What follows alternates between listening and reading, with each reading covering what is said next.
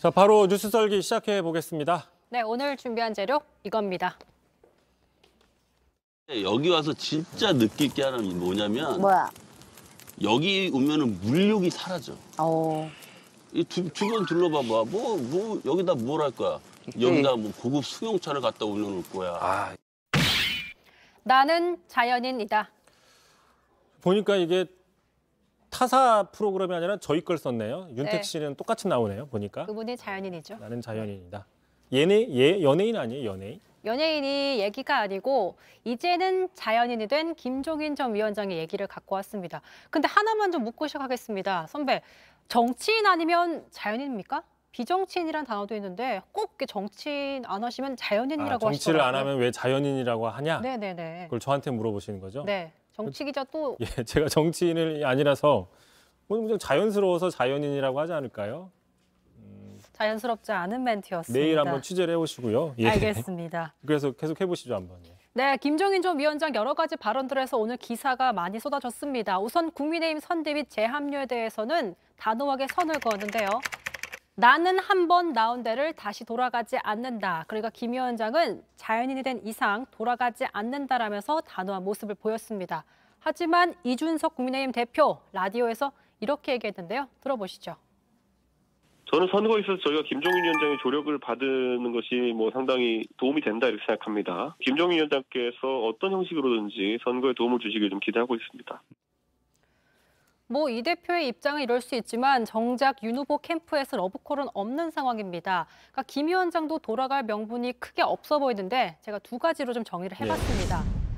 자, 우선 윤석열 후보의 지지율 회복 이걸 좀 짚어볼 텐데요. 그렇죠. 자, 여론조사 좀 보겠습니다. 그동안 킹메이커로 군림했던 김 위원장이었는데 윤 후보에게 사실 그동안 선대위 하란 대로 연기만 잘하면 승리 보장하겠다. 연기만 해라. 이렇게 강하게 얘기를 했었습니다. 그런데 윤 선대위가 1월 5일에 해산하면서 김 위원장 자연인으로 돌아갔었죠. 지지율 이제 보겠습니다. 선대위 해체 후가 선대위 해체가 1월 첫째 주였기 때문에 그 사이에 좀 지지율 조정이 있었습니다. 하지만 최근 지지율 44.7%. 굉장히 높게 나왔습니다. 그러니까 김 위원장이 떠나고 재정비한 윤 후보의 캠프에서 지지율이 많이 회복되다 보니까 그렇다 보니까 윤 후보 캠프 쪽에서는 딱히 김 위원장을 향해서 러브콜이 없는 상황이다. 이렇게 그렇죠. 분석할 수 있을 것 같습니다. 말씀하신 것처럼 김종인이라는 사람이 없어도 지지율이 올라가네. 연기 안 해도 지지율이 올라가네. 굳이 필요하지 않다. 이렇게 볼 수 있다. 해석으로 볼 수 있는데 아까 보신 거 두 번째 또 있었잖아요. 두 번째는 잔치집 발언. 이 부분은 또 최근에 그 녹취록 얘기하는 거죠, 지금? 네, 그 두 번째 이유를 짚어드리겠습니다. 부인 김건희 씨의 잔치집 발언 언급하신 것 같은데 우선 김건희 씨의 당시 발언 한번 다시 들어보시죠. 그래도 김종인 그 노인네가 되게 수락한 거 보면 신기하네. 본인이 오고 싶어 했어. 근데 계속 네. 자기 좀 그러려고 한 거지. 왜 안 오고 싶겠어? 여기가 자기 그건데. 그러니까. 먹을 거 있는 잔치판에 오는 거지. 자, 잔치판 이 발언에 대해서 김 위원장이 굉장히 화가 나 있는 상황인데 어제 인터뷰에서도 불쾌하다 이렇게 표현을 했습니다. 직접 한번 들어보시죠. 아주 제일 기분 나쁘게 생각하는 게 그런 거예요. 자기 진심에서 자기가 도와달라고 해서 도와주려고 생각하면 그거를 감사하게 생각할 줄 알아야 되는데 이 사람들이 그냥 마치 내가 무슨 자기한테 무슨 기대하는 게 있어서 그러는 거 아니냐는 그런 불쾌감을 주면 난 더 이상 거기에 같이 협력을 할 수가 없어요. 자, 그러니까 김종인 전 위원장은 윤 후보의 요청으로 합류한 건데 마치 본인이 얻을 게 있어서 선대위에 합류한 거 아니냐는 식으로 얘기하니까 기분 나쁘다. 그것도 제일 기분 나쁘다고 콕 집어서 얘기를 했습니다. 사실 이렇게 기분 나쁘다 했던 발언이 처음이 아니었는데 지난 21일에도 이렇게 불쾌감을 드러냈습니다. 들어보시죠. 내가 사실은 그 선대위에 선뜻 참여하려고 했던 사람이 아니에요. 그렇죠. 근데 무슨 거기 보면은 잔치집이니까 오고 싶어 했을 거라고 그런 얘기가 났는데 그렇죠. 나는 그게 말을 너무나 함부로 하다가 보니까 이제 그런 얘기를 하지 않았나 이렇게 봐요. 보셨지만 이렇게 두 번이나 공개석상에서 불쾌감을 드러내는 걸 보면 정말 기분이 많이 상한 것 같습니다. 그러니까 지금 여기서 좀 짚고 넘어가야 될 게 아까 그 김건희 씨 통화 기록을 보면 지난해 12월 3일 날 통화를 한 거잖아요. 서울의 네. 소리와. 맞습니다. 당시 이제 잔치집 발언에 나왔는데 그때 저희가 그 정치 일정을 보면 아마 저도 계속 기억이 나는 게 뉴스 설계를 많이 했었는데 잔치집이 아니지 않았어요, 그때?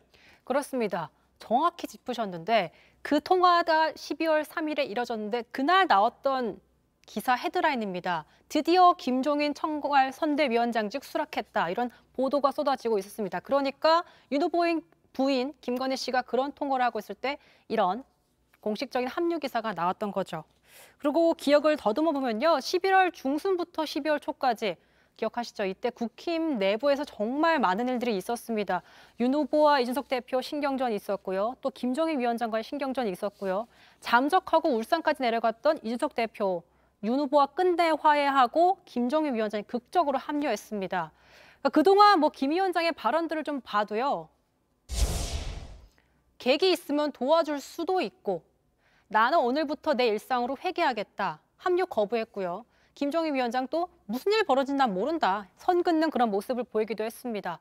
어찌됐든 이런 흐름을 봐도 김종인 전 위원장 입장에서 도와준 건 상황적으로 맞는데 김건희 씨가 이렇게 발언하니까 불쾌할 수밖에 없는 그런 상황인 거죠. 일단 그 당시가 국민의힘 지금과는 달리 잔치집 상황은 아니었고 그 시절만 해도 또 두 번째는 그때 김종인 위원장이 먼저 가려고 했던 게 아니라 도와달라 이런 상황이었다. 이 두 가지 상당히 이 부분에 대해서 불쾌감을 표시하는 것 같은데 자, 그러다 보니까 이제 최근 논란이 됐죠. 김건희 씨 무속 논란에 대해서도 김종인 위원장이 한마디를 했더라고요. 네, 그렇습니다. 김 위원장이 무속 논란에 대해서 언급을 했는데 자, 이렇게 무속인들의 활동이 대통령 선거에 노골적으로 튀어나온 건 처음이다. 이렇게 얘기를 했습니다.